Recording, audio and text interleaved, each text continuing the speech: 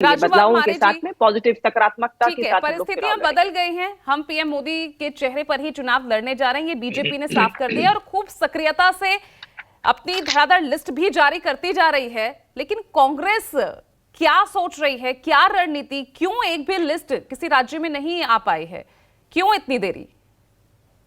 देखिए, राजनीति में जल्दबाजी करना कांग्रेस ने कभी किया नहीं है, ना करेगी। अभी हमारे बीजेपी के प्रवक्ता जी जो बात कर रहे थे, वो दोनों साइड से बात कर रहे हैं, वो दोनों बाजू से बात कर रहे हैं, चित भी मेरा पट भी मेरा। शुरू में बात कर रहे हैं कि भाई वो सेमीफाइनल नहीं होगा क्योंकि इलेक्शन स्थानिक मुद्दों पे किया जाता है, स्थानिक मुद्दों को प्राधान्य देना चाहिए। दूसरी बाजू में बात कर रहे हैं कि हमारा केंद्रीय नेतृत्व यहाँ नेतृत्व करेगा। अभी मोदी जी वहां आके सीएम बनेंगे मध्य प्रदेश में, राजस्थान में और छत्तीसगढ़ में, कि दिल्ली का पंतप्रधान बनेंगे? स्थानिक मुद्दों को लेके क्या मोदी जी नीचे मैदान में आएंगे? बीजेपी के पास ना कोई चेहरा है, ना कोई स्थानिक मुद्दे हैं, ना लोगों के पास जाने के लिए उनके पास कुछ वजूद बाकी बचा है। तो अभी उनका क्या रह गया है कि मोदी जी को और बाकी लोगों को सामने लेके आना और बातें करना। रही बात बीजेपी के राजस्थान की, अगर बात करेंगे तो राजस्थान के अंदर वसुंधरा राजे जी को जिस तरीके से उनके साथ बर्ताव किया गया, आपके सभी मीडिया ने वो बर्ताव दिखा दिया कि मोदी जी ने और अमित शाह जी ने किस तरीके से वसुंधरा राजे जी का अपमान किया, किस तरीके से उनको स्टेज पे एकदम बुरी तरह से उनके साथ पेश आए।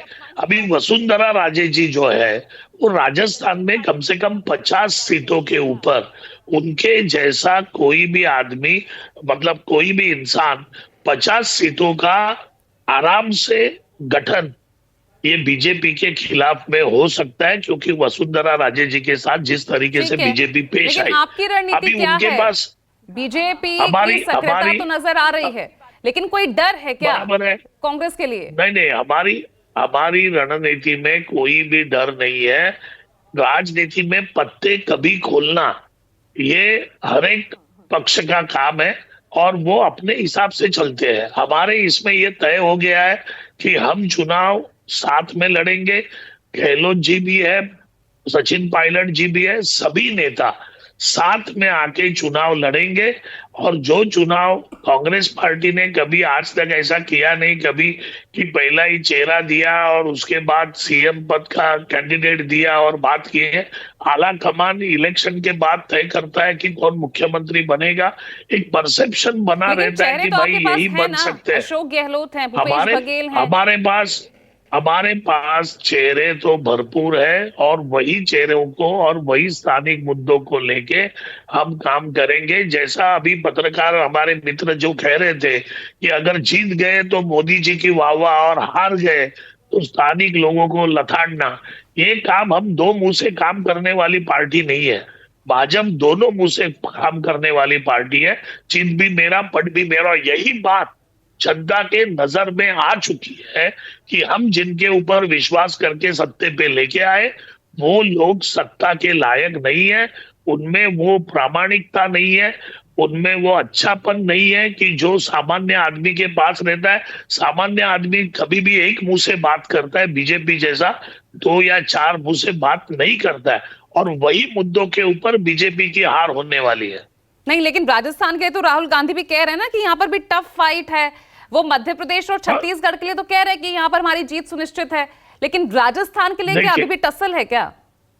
नहीं, टसल की बात नहीं है। देखो, राहुल जी जैसा प्रामाणिक बात करने वाला राजनेता आज पूरे देश में नहीं है। अगर मोदी जी की और उनकी तुलना की जाए तो कहाँ, अगर आप कुछ गूगल पे क्या टाइप करते हो, किसका नाम आता है, पूरे देश में कितने जुमले हो गए सभी को मालूम है। तो राहुल जी उस तरीके के इंसान नहीं है, वो प्रामाणिक इंसान है, लोगों के सामने सच्ची बात करते हैं।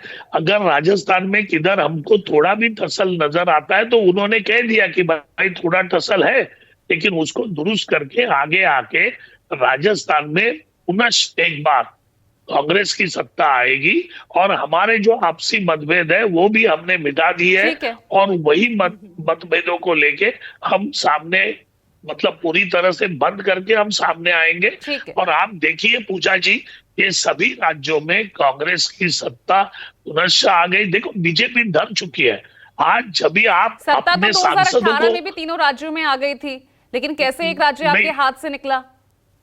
क्यों? क्योंकि पुलवामा का किसने बनाया? 40 जवानों के जो शहीद हो गए, उनका अभी तक उस जवानों की बहनें जो विधवा हो चुकी है, जो माँ अपने बच्चे को खो दिए है, आज तक उनको कोई जवाब नहीं मिला कि पुलवामा का हत्यारा कौन है। इसका जवाब मोदी जी क्या देंगे कि कौन है पुलवामा का हत्यारा? क्या राज्यपाल जी ने कहा कि पुलवामा का हत्यारा कौन है? बीजेपी के तरफ पूरी तरह से 10 उंगलियां जा रही है। उसी वजह के ऊपर उस वक्त भाजपा सत्ता में आ गई।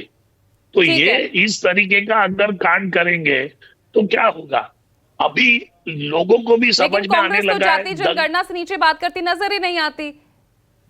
यहाँ हम तो पर अगर बोल रहे हैं ना कांग्रेस कि अगर ये मुद्दा उठाए नहीं, तो समझ में आए ना, लेकिन यहाँ तो जातिगत तो जनगणना की बात उठाएंगे होती ना। है, हर वोट बैंक को साधने की बात होती है, महिला वर्ग को साधने की बात होती है, लेकिन उसमें भी ये मुद्दा तो जी, कहीं उठता नजर नहीं आया, अगर मैं सिर्फ इन्हीं पूजा विधानसभा जी, चुनावों की बात करूं। नहीं नहीं, नहीं नहीं पूजा जी, ये जो पुलवामा का जो मुद्दा है वो तो राष्ट्रीय स्तर का मुद्दा है। हम जब भी स्थानिक चुनाव लड़ रहे हैं तो हम स्थानिक चुनावों की बात करेंगे, स्थानिक मुद्दों को लेके बात करेंगे। तो अच्छा, ये जब भी लोकसभा का चुनाव आएगा हम बातें करेंगे ना। और चलिए इसमें ठीक जो है, स्थानिक राष्ट्रीय मुद्दों मुद्दा को है, लेके लेकिन मैं